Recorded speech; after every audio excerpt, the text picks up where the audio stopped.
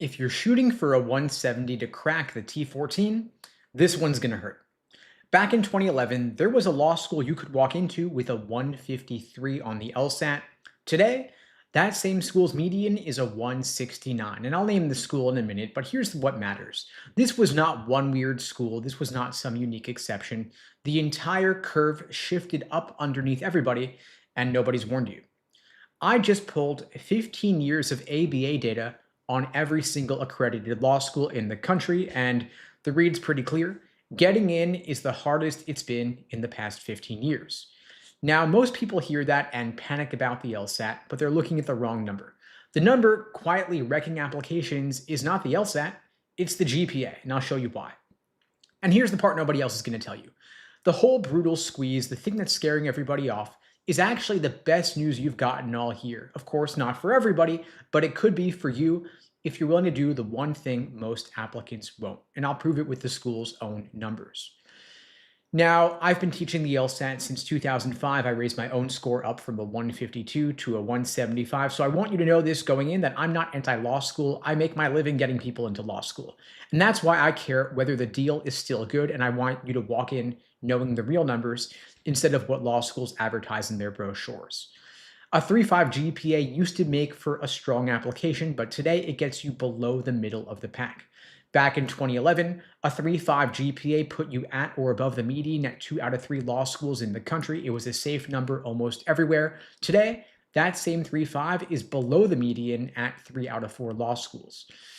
Now, you didn't change, of course, the numbers changed, the bar changed, and your GPA is mostly locked in the day that you graduate. So if it's sitting there low, you're going to need another number to make up the difference. Now, the typical median GPA climbed from a 3.39 to a 3.67, and it hasn't dropped once since 2015. So think about that.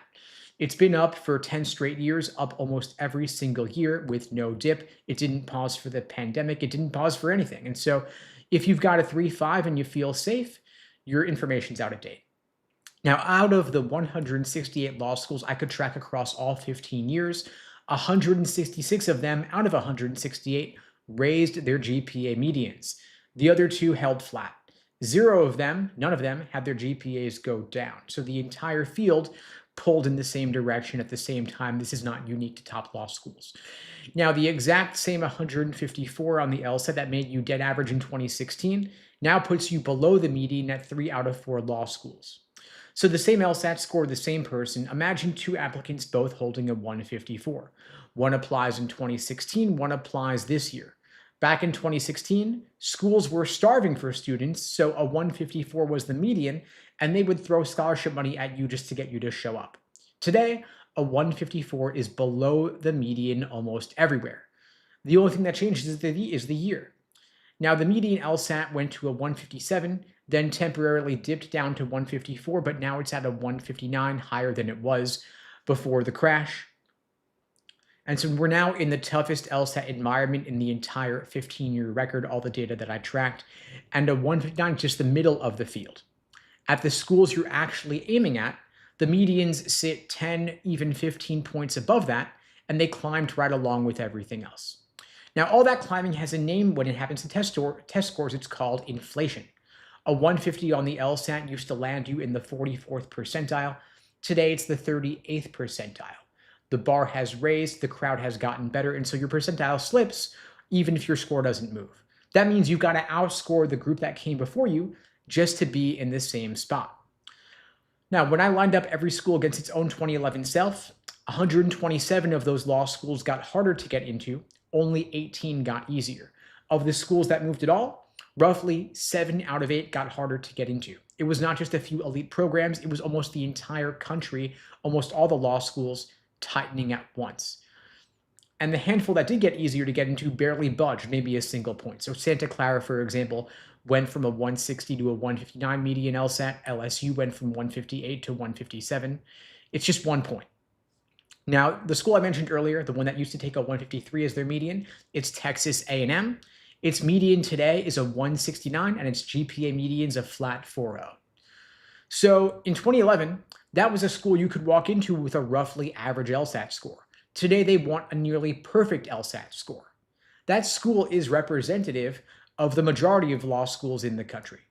And so you can't go by safe schools you saw a couple of years back. The game has changed. And this is not only about famous law schools. Florida jumped up 7 points, BYU jumped up 7 points, Wayne State did the same.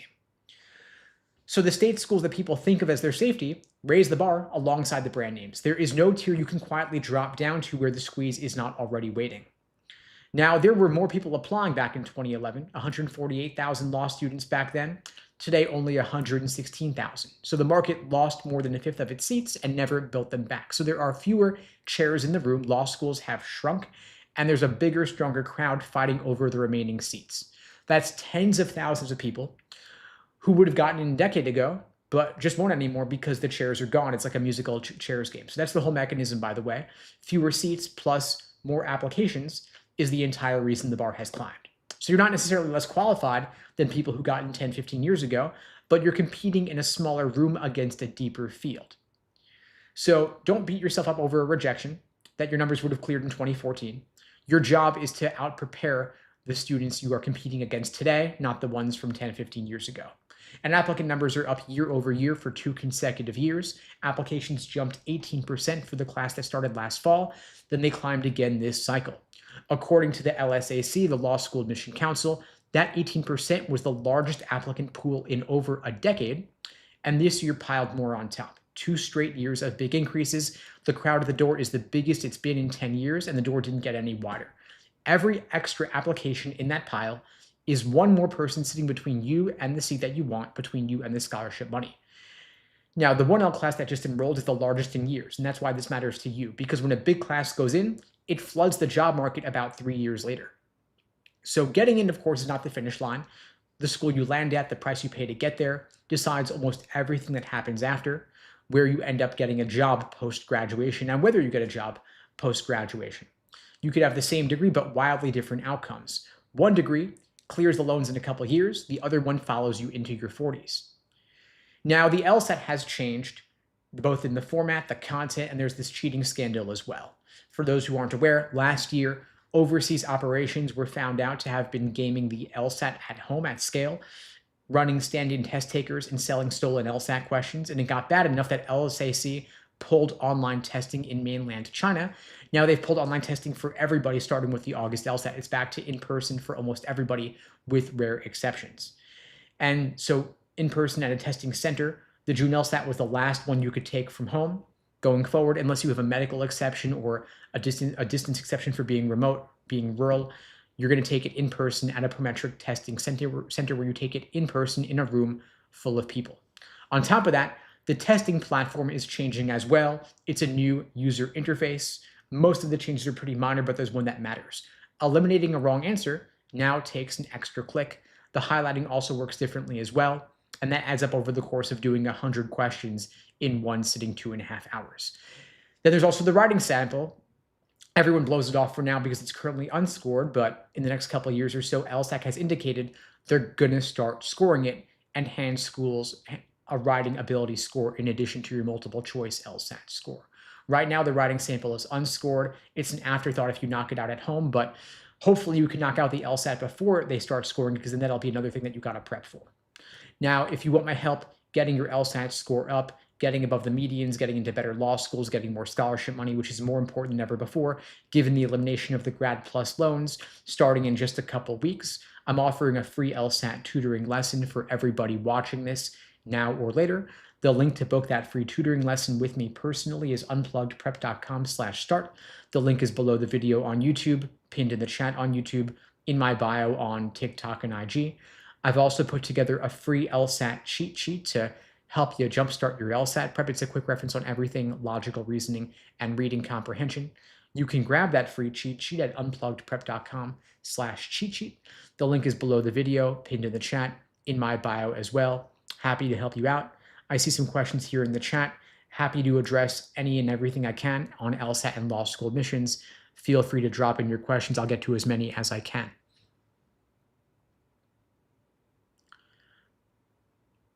I see Chris is saying, got a 161 after a hangover, 171 after taking a prep course. Well, there you have it, of course. The circumstances under which you take the LSAT will affect how you do. If you're hungover, if you're sick, if you're tired, if you didn't properly prepare, that's going to hurt your score. If you study properly, if you take the LSAT when you're fresh, when you're feeling cool, confident, collected, ready to crush it, and you take a proper prep course, you get some personal coaching, you can get your score up significantly and achieve your fullest potential, which is why I'm offering the free LSAT tutoring, because I know how much of a difference getting some personal support can make. I see a question here. Let's see a bunch of questions coming in here. Got a question asking, I'm working on an associate's degree. Do you think going to Ole Miss Law for financial reasons is a good idea? Well, okay, so you're working on an associate's degree. You haven't finished your bachelor's yet, of course, so you've still got some time to decide where you're going to go to law school and apply, of course. Now, there's this age-old question or dilemma when it comes to law school admissions about whether you want to go to a lower-ranked law school with more scholarship money or a higher-ranked law school with less scholarship money. So if you're choosing a state school with more scholarship money, you're maybe trading a little bit of prestige in exchange for getting significant scholarships, maybe a full ride. I think that's the thrust of your question. Then that could be a great move. Depends on what you want to do with your law degree and your willingness and your appetite for taking on debt. There's no clear right answer to this. There's no obvious solution to this dilemma, only trade-offs. If you want to work in big law, if you want to get a federal clerkship, going to a top-tier law school might be the move. But if that's not what you're looking for, then maybe you want to go to a lower-ranked school and go for some more scholarship money. Overjuice Melon says, thanks for your advice. My oncologist is working on an accommodations package for my LSAT. Remember, you had the cancer diagnosis and you were interested in medical accommodation, so I'm glad that you're pursuing it.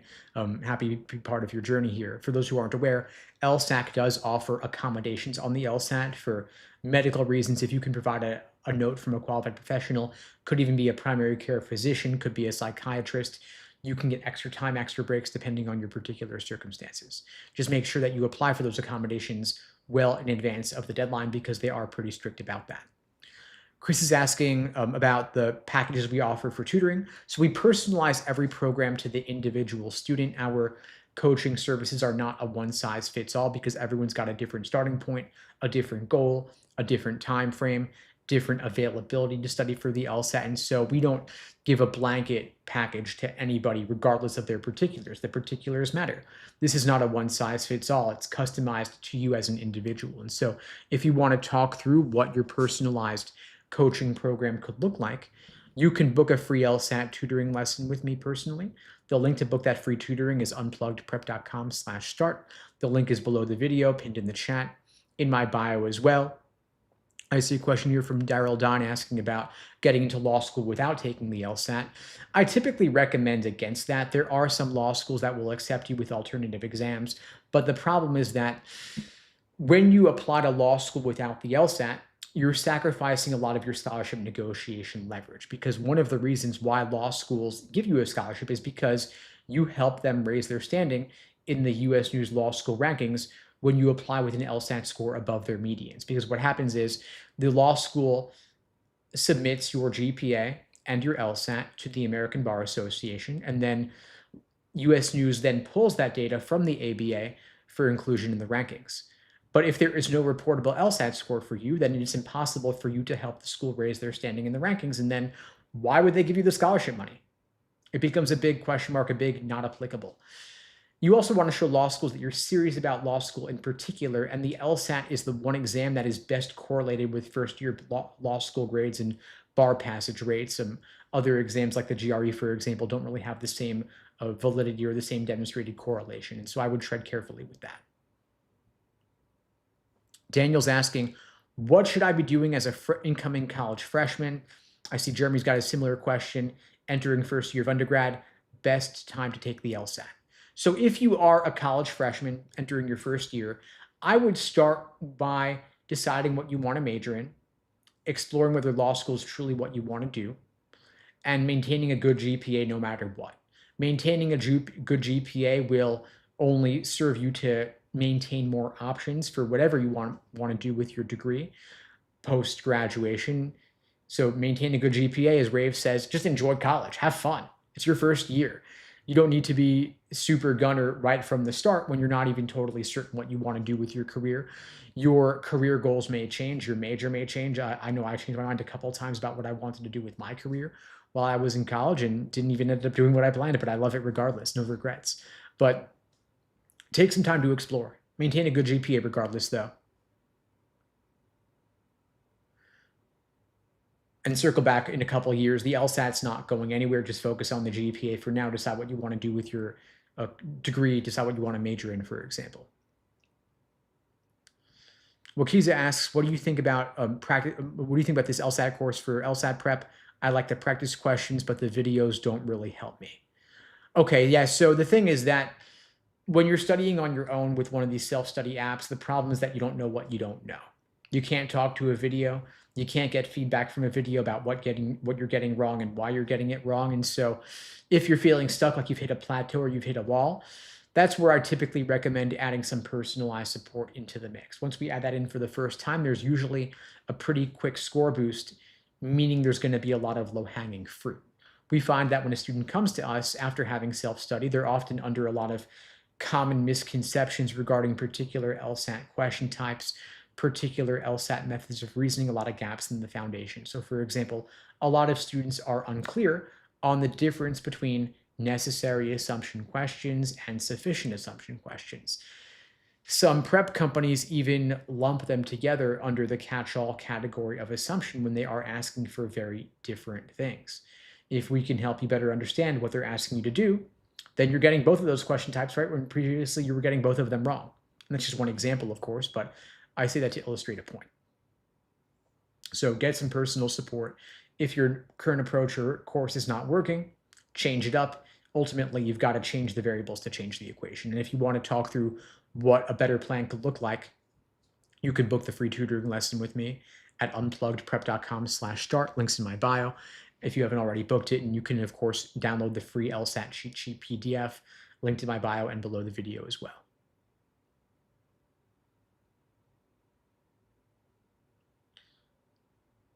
Chris is asking, how necessary is it to attend a top law school if I want to be a state or federal prosecutor? Good question. I'm honestly not sure.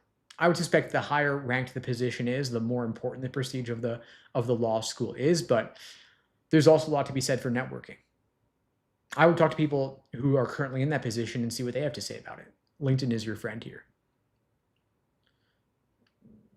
Wakis is saying, my biggest problem isn't the question. I get almost all of them right. It's the time that's the issue. Okay, so here's the issue with folks who focus on drilling LSAT questions by type. Test day is not a drill. It's not enough to get the questions right. You've got to get them right under test day conditions, considering pacing and time management and endurance. And so when people say, I have a big gap between timed work and untimed work, I'm like, that's not surprising. Like, duh, it's harder to get questions right when you have to solve them faster. I don't mean to be rude here. My point really is more just that timing is a natural constraint, kind of like it's easier to walk a mile than it is to run a mile in 5 minutes. You can complete the mile just as accurately. You can go from start to finish, but can you do it with speed? So analogies fall apart at a certain point, point being ultimately that you've got to focus on solving the questions efficiently. Your score untimed is not that meaningful. Most folks get much higher scores with unlimited time. The question becomes having faster pattern recognition, getting better at allocating your time. Where do you speed up? Where do you slow down? How do you avoid getting bogged down or stuck? There's a flagging function on the LSAC Law Hub interface. Use it, become familiar with it, decide when to cut and circle back later. Know which question types you're most prone to want to skip so that you know how to recognize them more quickly. The review process also here is really key, because the review process, we can look at your approach, your efficiency, help you decide how better to allocate your time on the stimulus, meaning the argument, versus the answer choices. So part of the Socratic review method is we get down to the root cause of what you're getting wrong and why you're getting it wrong so that you can avoid making that same mistake again. We're not just explaining questions the way that a book would or the way that a video would, because of course we're not going to be there on test day and we can't take it for you. So we've got to give you the confidence, the clarity, and the skill to perform when it truly matters. And so we ask you a series of guiding questions live in the coaching, and you can also adopt that same process for your own self-studying. For example, was it your approach to the question that was off, or was it the text of the question that threw you off? Was it a tempting wrong answer choice or an unappealing right answer choice? Because root cause, we avoid making the same mistake again. And of course, you want to document your mistakes in a mistake journal or an error log of some kind so that you can engage in that analysis to avoid making the same mistakes over and over. Juliana's asking, is taking a 2 to 3 year gap year or gap years a red flag for applicants? Not necessarily. I mean, I'm guessing that when you say a gap year, like, what are you going to be doing during that time? Like, presumably you're not just like watching Netflix and eating Cheetos for a couple of years, right? If so, that could be a red flag. But if you're doing something productive during that time, like you're working, you're interning, you're volunteering, that's all good stuff. Or getting a master's degree, that's all fine as long as you're using the time productively in some way. I don't see why law schools would take an issue with that. A lot of folks, maybe even the majority of folks, have some gap between undergrad and law school, and that's totally fine. Law schools love to see you having work experience, and if you want to use some of that time, even several months to study for the LSAT, that's not a bad use of time. Ultimately, getting a higher LSAT score might actually be the best use of that time. All right, so you're saying planning on getting a paid internship at a law firm? Totally fine. Yeah, that should be your smallest worry, as your friends in law school are already telling you.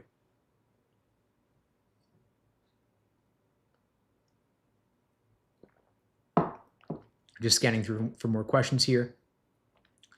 Felix is asking, what if you got academically dismissed? Like, you're asking, would that hurt your law school chances? If you got academically dismissed, to be frank, that's definitely a red flag, something that you want to note and explain on an addendum. Of course, law schools will see it on your transcript, but that's the sort of thing that you never want to leave them with unanswered questions like, what happened there? So you want to explain to them what happened, why it happened, and why they should be confident that nothing like that will happen again, because law schools don't want to admit people who are likely to flunk out. So if you have it, it's a red flag. It's something you got to address.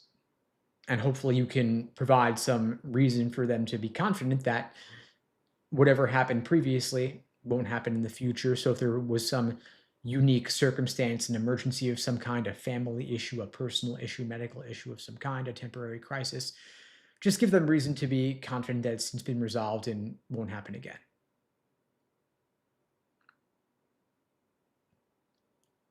See, Juliana is saying, I'm not scoring as well this cycle. I'm debating taking more time to study and reapply next cycle. So are you saying that, like, you're not doing as well on the LSAT as you would like to do, and so you want to take some more time to get your score up before you apply again? I think that's a very wise course of action. That's a good move. If your numbers are not hitting where they need to be hitting to get you the law school outcomes that you want to get, then rather than accepting an outcome that is less than you'd like, the better course of action would just be to take a break, regroup, study harder, get a higher score, apply early in the coming cycle rather than late in the current cycle. So in other words, to apply with a subpar LSAT score at the tail end of the cycle when it's harder to get in and there's less scholarship money available, that's going to get you likely your worst possible outcome, versus if you give yourself another couple months to study harder for the LSAT, get your score up 10, 15, 20 points or more, reapply in the fall, you'll then be at the beginning of the cycle with a higher score. When you apply earlier, it's easier to get in, and there's also more scholarship money available, and you have a higher LSAT score on top of that, you're getting significantly better outcomes, possibly your best outcomes. So I think that's clearly the winning move here. And Juliana, I see that you're saying that you just got a tutor. Awesome, fantastic. I think that's the right move. Okay, Dory says, I'm around a 150, want to get a 165. Should I stop focusing on September and focus on getting the score up first? Because you want to get your score up about 15 points in a couple of months. It's possible by September. Of course, I can't offer a promise or a guarantee that you'll get to that goal score by that time frame. It depends on the amount that you study and the way in which you study. But signing up for the LSAT, regardless now, is likely a good move, in part because it can give you some additional motivation, some additional fuel to study harder and knock it out sooner since you have that deadline. Additionally, there is a new rule with the LSAT scheduling where the sooner you schedule or register for the LSAT, the sooner you get to schedule the LSAT. In other words, it's first come, first served. The sooner you sign up to take the LSAT in a particular testing month, the sooner down the line, you'll be able to choose your specific time and day. I know it's confusing. LSAT's bureaucratic. It's like navigating an LSAT question just to sign up for this thing. But basically, the way it works is that months in advance, you say, hey, I want to take the September LSAT. Of course, the September LSAT is not just one day at one time. It's over the course of a couple of days throughout the day. So there are several different testing windows or time slots that you will choose only a few weeks prior to the actual day. So in June, you could say, hey, I'm taking it in September. You sign up for the September LSAT. Then in August, you'll then choose your time and day. But the order in which you get to choose your slot is based on the order that you registered months earlier. So there is incentive for you to sign up now, even if you're not sure whether you'll be ready. But of course, if you end up not being ready, you can always push it back. You can always postpone if you need to.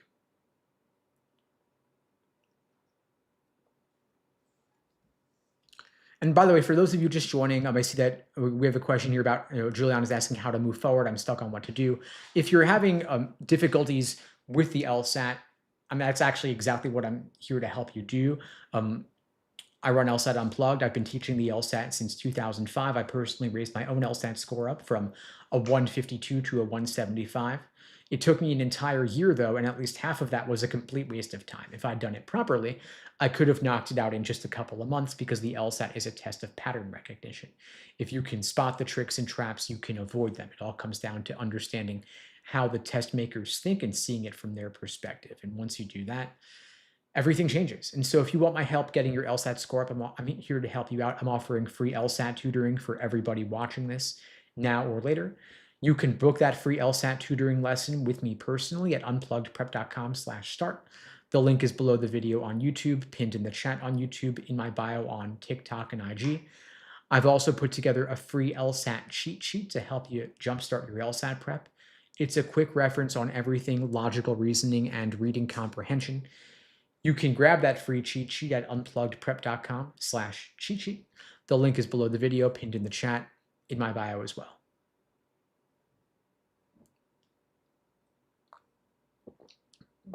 I see 11976 is asking, I got a 142 on the LSAT, but I have a 3.9 GPA.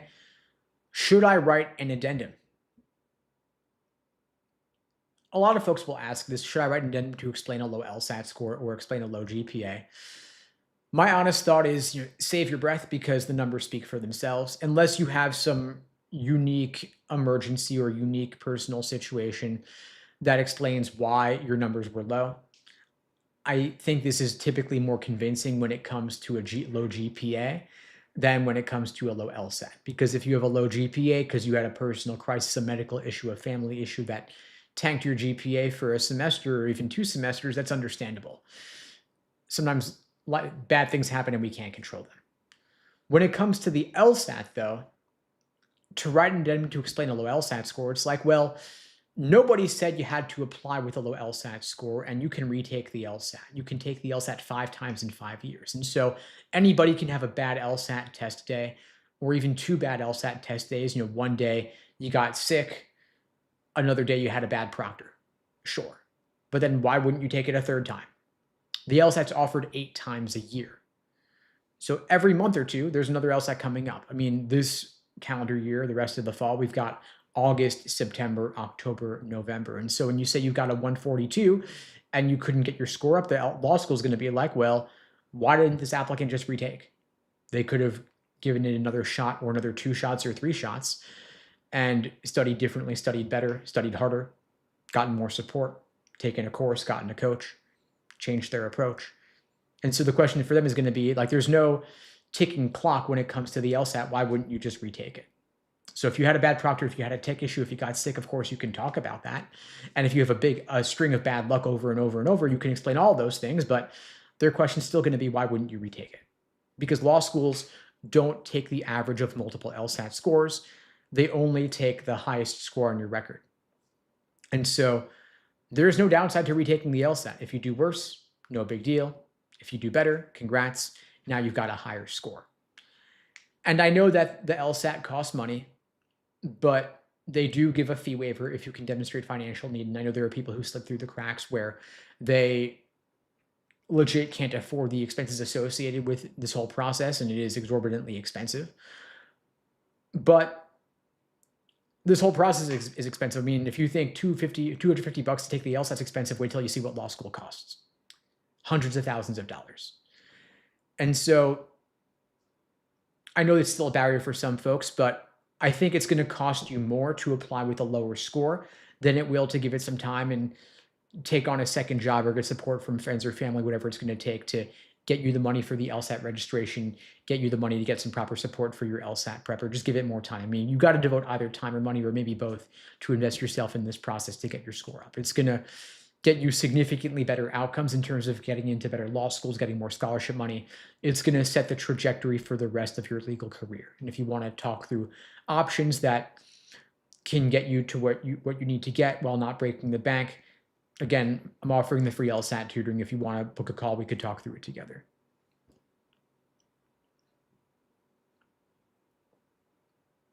I see Arsha's asking, if someone is starting now for the August LSAT, what should be the top priorities?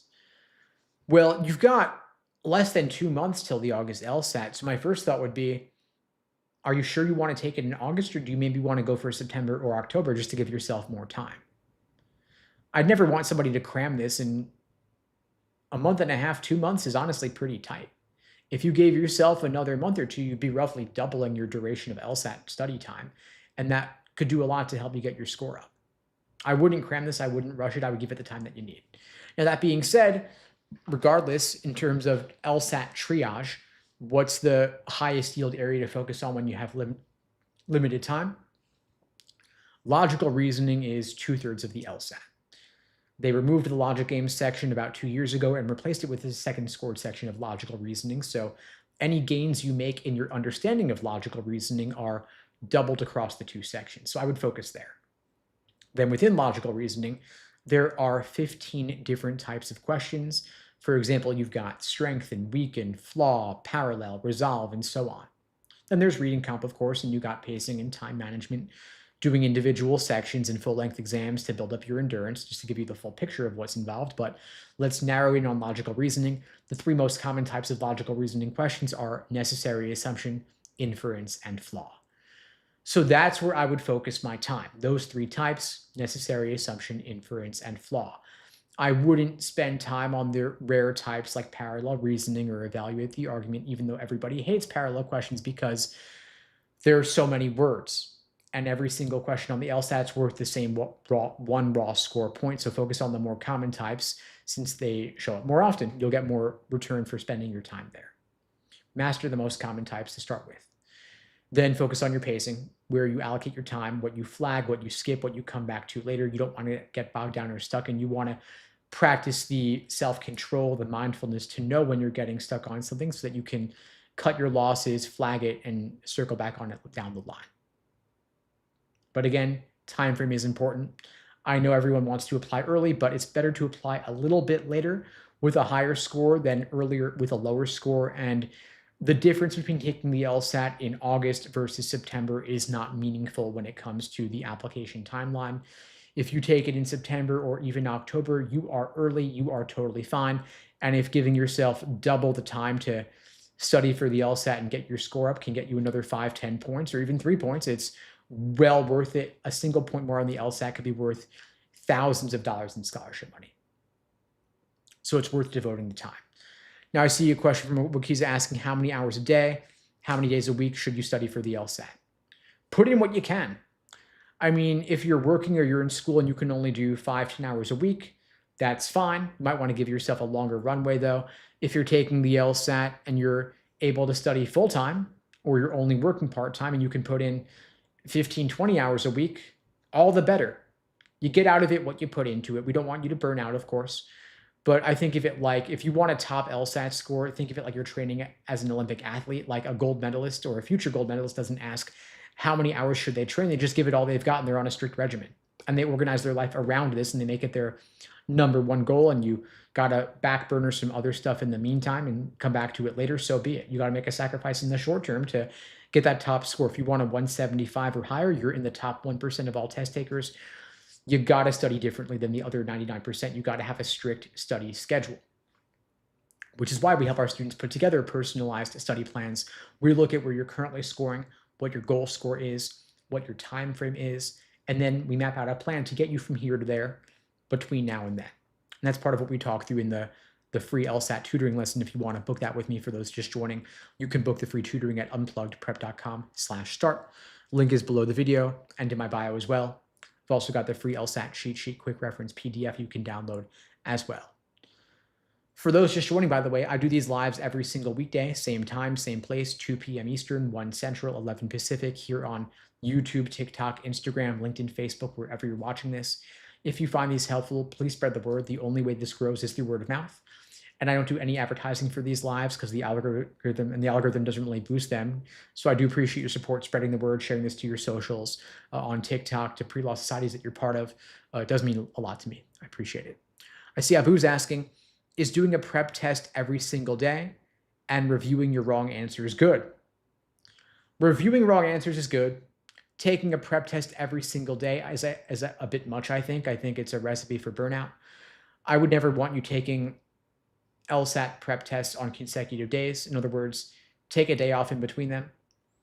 I would typically recommend 1 or 2 practice tests per week at most because we don't want you to burn out. We also want you to have sufficient time to review your mistakes in depth. So take fewer exams and review them more than taking more exams and only reviewing them on a surface level.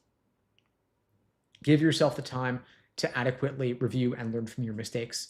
Keep that mistake journal, keep that wrong answer log so that you can get into analyzing what you're getting wrong, why you're getting it wrong, crafting an action plan so that you can avoid making those same mistakes again.